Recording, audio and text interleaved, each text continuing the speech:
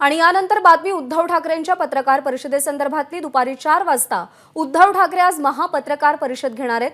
महापत्रकार परिषदेच्या तयारीचं exclusive footage ABP माझाच्या हाती लागलंय। उद्धव ठाकरे दुपारी 4 वाजता नेमका काय गौप्यस्फोट करणार, काय खुलासे करणार याची उत्सुकता आहे। या महापत्रकार परिषदेला कायदेतज्ञांना सुद्धा पाचारण करण्यात आलंय। अध्यक्ष नार्वेकरांच्या निकालावरती या पत्रकार परिषदेवरती भाष्य केलं जाईल। सत्य ऐकून विचार करा या शीर्षकाखाली उद्धव ठाकरे यांच्या या महापत्रकार परिषदेचं आयोजन करण्यात आलेलं आहे।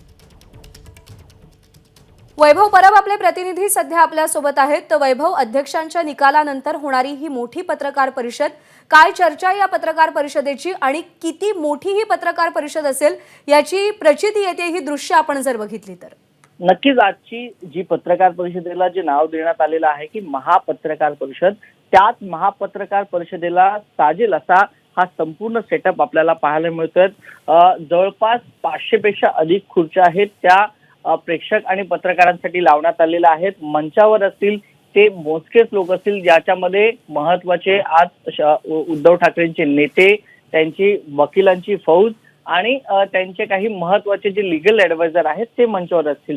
परंतु एकंदरीत जर हा संपूर्ण सेटअप बघितला तर एका भव्य दिव्य कार्यक्रमापेक्षा देखील हा सेटअप कमी नाही आहे। कारण का ज्या अनुषंगानं आजचा संपूर्ण या लक्ष या पत्रकार परिषदेकडे लागलेलं आहे, त्याच अनुषंगाने या NSCI डोम मध्ये पूर्ण चारी बाजूनं उद्धव ठाकरे आणि पत्रकार परिषदे संदर्भातले होर्डिंग्स आहेत ते लावण्यात आलेले आहेत आणि लाईट्स लावण्यात आलेल्या आहेत, LED स्क्रीन लावण्यात आलेल्या आहेत, ज्याच्या माध्यमातून अनेक गौप्यस्फोट उद्धव ठाकरे आज करण्याची शक्यता इकडे नाकारता येत नाहीये।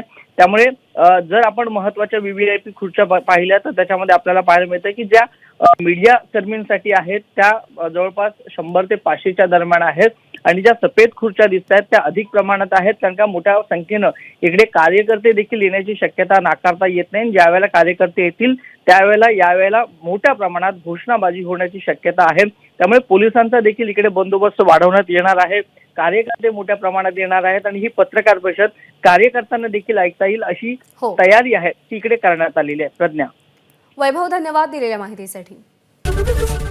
एबीपी माझा, उघडा डोळे बघा नीट।